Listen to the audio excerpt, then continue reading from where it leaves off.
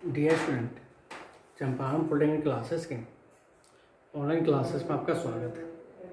अभी हम लोग फिजिक्स पढ़ रहे थे और आज मेरा फिजिक्स का लेक्चर नंबर 3 होगा और इसके अंदर हम लोग टॉपिक जो कवर करेंगे वो मेरे पास टॉपिक है इक्वेशन ऑफ मोशन और उसका नाम है इक्वेशन ऑफ लीनियर मोशन। याद करके रखिए कौन सा, इक्वेशन ऑफ लीनियर मोशन। बहुत ही इंपॉर्टेंट टॉपिक है, यहाँ से न्यूमेरिकल बनते हैं और इस कंसेप्ट को समझिएगा तभी जाकर आप न्यूमेरिकल सोल्व कर सकते हैं। तो लिखेंगे हम लोग topic equation of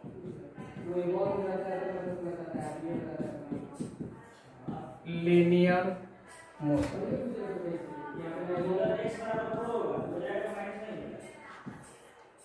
equation of linear motion यानी रेखीय गति के समीकरण।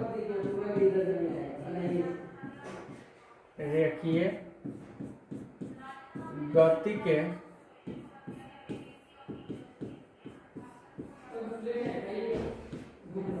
समीकरण।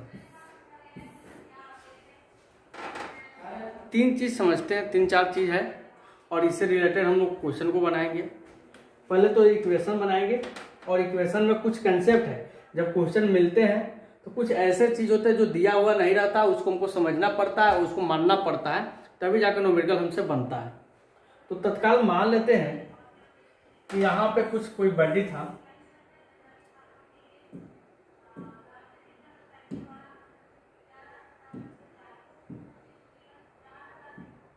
और कुछ देर के बाद बॉडी यहाँ पे आ गया। मानने में कुछ जा रहा है, कुछ नहीं। ये वस्तु था, उसका इनिशियल वेलोसिटी यूं था, यानी क्या था, इनिशियल वेलोसिटी कितना था, यूं था। और ये मूव आउट कर रहा था यूनिफॉर्म एक्सेलरेशन ए से, और जैसे ही एक्सेलरेशन हुआ इसका वेलोसिटी भी हो गया और फाइनल वेलोसिटी भी हो गया। यानी पहले यूं वेग से चल रहे थे, कुछ देर के बाद इसका वेलोसिटी कितना हो गया है, भी हो गया है। मानने में कुछ नहीं जा रहा है, मान लिए। इस केस में ये जो डिस्प्लेसमेंट टेबल किया है, डिस्टेंस टेबल किया, उसको हम लोग एस से डिनोट करेंगे। एस क्या होगा, डिस्प्लेसमेंट होगा या डिस्टेंस, कहीं लिनियर में दोनों सेम हो जाता है। और इस समय जो टाइम कवर किया, टाइम कितना था, टी था। तो अगर आपको दिया हुआ है 2-3 चीज दिया है, कोई भी चीज निकालना होगा तो कौन कौन से फॉर्मूला हो सकते हैं, उसी को इक्वेशन ऑफ लीनियर मोशन के नाम से हम लोग जानेंगे। तो 4 चीज हो गए, एक त्वरण ए, एक टाइम टी, एक डिस्प्लेसमेंट और 2 वेलोसिटी, एगो यू और एगो वी। 3 तो इक्वेशन सही है, तीनों इक्वेशन को देखते हैं पहले। तो लेट कर लेते हैं। इस डायग्राम को बनाने के पीछे कारण था कि आपको थोड़ा समझ में आ जाए। मान लेते हैं, लेट कर लेते हैं। U इक्वल टू प्रारंभिक वेग, जिसको हम लोग इनिशियल वेलोसिटी के नाम से जानेंगे। V इक्वल टू अंतिम वेग, फाइनल वेलोसिटी के नाम से जानेंगे। T इक्वल टू टाइम, जिसको समय बोलेंगे। A इक्वल टू एक्सेलरेशन, जिसको त्वरण बोलेंगे। और एस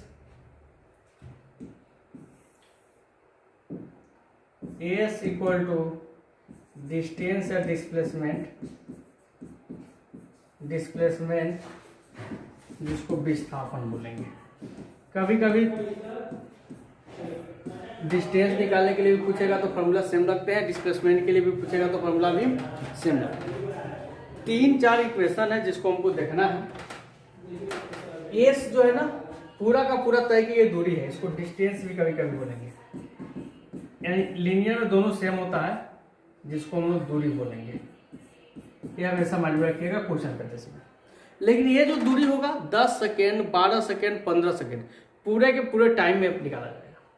लेकिन केवल 1 सेकेंड, जैसे nवां सेकेंड, nवां सेकेंड का मतलब क्या है, 10वां सेकेंड में तय की गई दूरी निकालो। एग्जाम्पल से समझेंगे थोड़ा सा, पहले इसको लिखते हैं। तो इक्वेशन ऑफ मोशन क्या कहता है, एक तो ये है एस बराबर UT plus half eighty square. यानी अगर आपके पास दूरी निकालना है, प्रारंभिक वेग दे रखा है, टाइम दे रखा है, एक्सेलरेशन दे रखा है, तब ये फॉर्मूला लगाएंगे। दूसरी का v square equal to u square plus 2as। अगर टाइम नहीं दिया है, दूरी निकालना है, तो ये वाला फॉर्मूला लगाएंगे। और एक होता है v बराबर u प्लस 80। ये 3 रिलेशन हो गया। चौथा रिलेशन क्या है समझते हैं।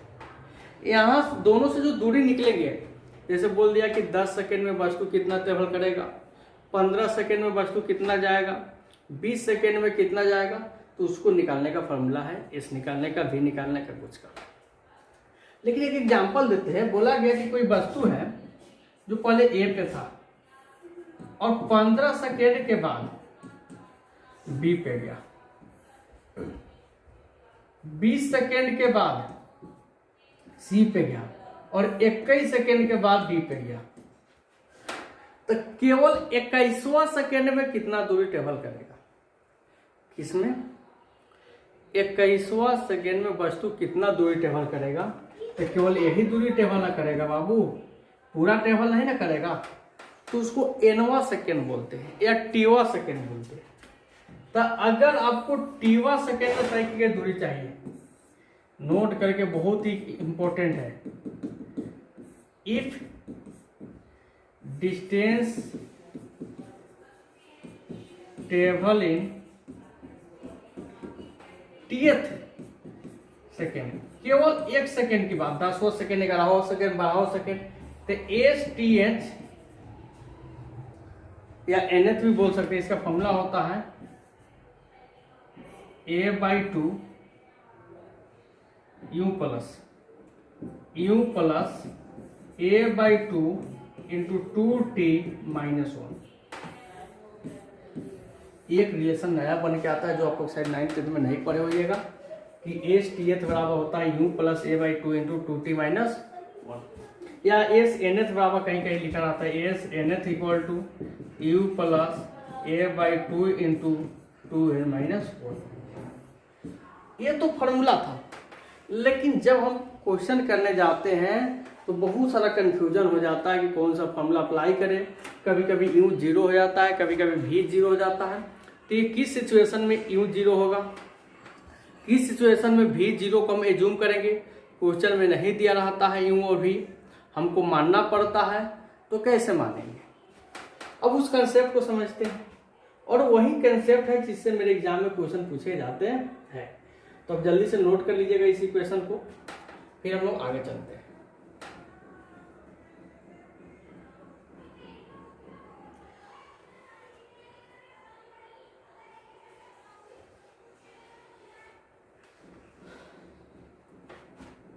चलिए हम लोग आगे चलेंगे, और बहुत ही बड़ा कंसेप्ट है, कंसेप्ट बना के लिखिएगा आप लोग।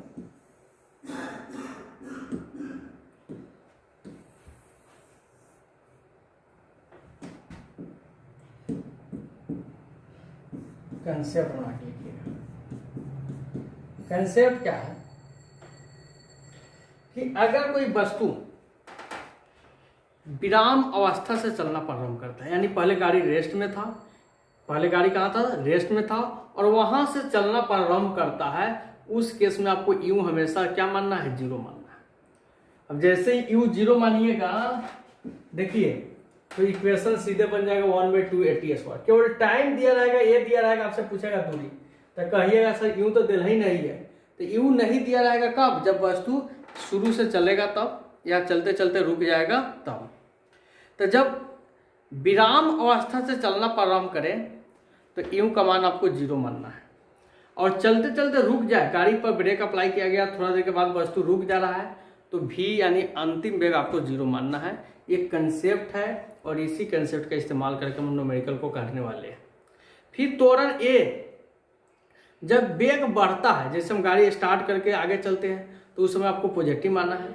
जब ब्रेक अप्लाई करते हैं और धीरे धीरे गाड़ी रुकती है तो त्वरण को निगेटिव मानना है, तभी जाकर क्वेश्चन का आंसर सही आएगा, नहीं तो आंसर क्या हो जाएंगे, गलत आ जाएंगे। इसको कंसेप्ट बना के हम नोट डाउन करेंगे,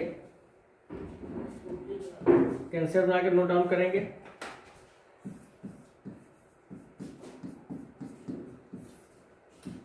पहला, यदि कोई वस्तु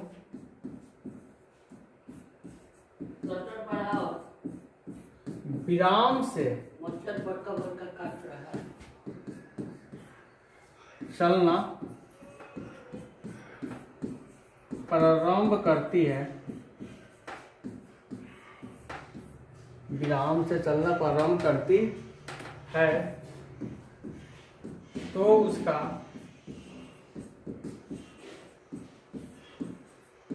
प्रारंभिक वेग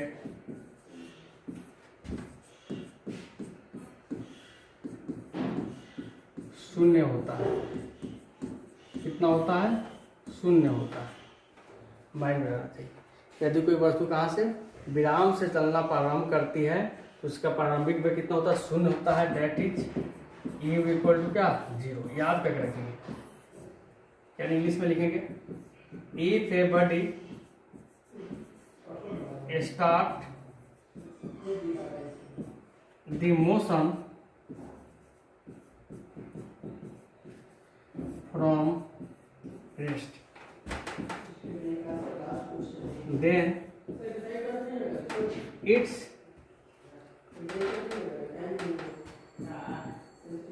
initial velocity is equal to 0। ये कंसेप्ट यूज कीजिएगा तभी क्वेश्चन बनेंगे। That is u equal to 0।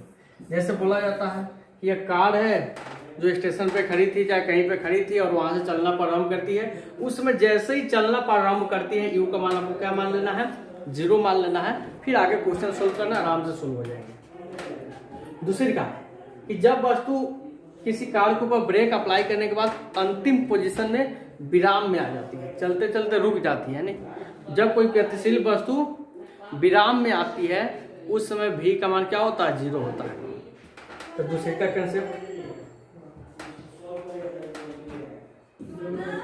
Concept क्या लिखेंगे?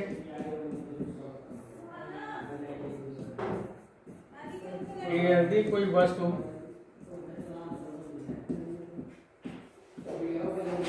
गतिशील वस्तु लिख देंगे, यदि कोई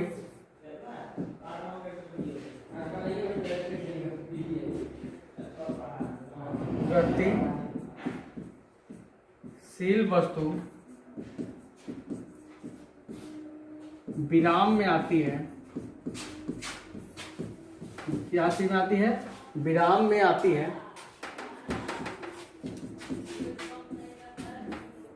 तो उसका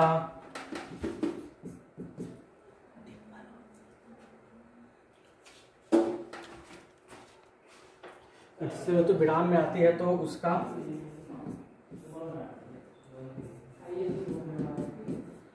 अंतिम वेग शून्य होता है। क्या होता है? अंतिम वेग शून्य होता है। याद रखना है, that is v equal to 0। यानी अंतिम वेग को क्या से डिनोट करते हैं? v से डिनोट करते हैं। प्रारंभिक वेग को क्या से डिनोट किए थे? u से डिनोट किए थे। ये चीज माइंड में आना चाहिए। क्या लिखेंगे? If a body, if a moving body, if a moving body come in rest, विराम में आती है, देन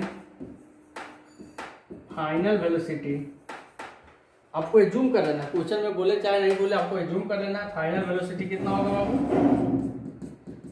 इक्वल टू 0 यानी that is b equal to 0। फिर एक पॉइंट और बताए हैं कि जब वस्तु का वेलोसिटी डिक्रीज कर रहा है यानी विराम में आती है तो उस समय एक्सेलरेशन को क्या मानना है, निगेटिव मानना है। तो इसको नोट करके लिखेंगे, नोट करके क्या लिखेंगे, if velocity of body decreases, velocity of moving body decreases, decrease करता है, then acceleration is assumed negative, और निगेटिव एक्सेलरेशन को रिटार्डेशन मानते हैं। याद करके रखिएगा हमेशा, न्यूमेरिकल करते समय निगेटिव माइनस मान लेना है। यदि किसी वस्तु का वेग घटता है तो उसका त्वरण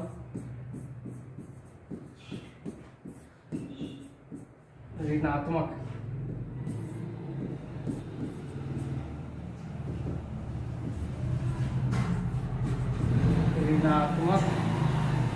माना जाता है। हमेशा याद रखिएगा, न्यूमेरिकल करते समय क्या माना जाता है, ऋणात्मक माना जाता है।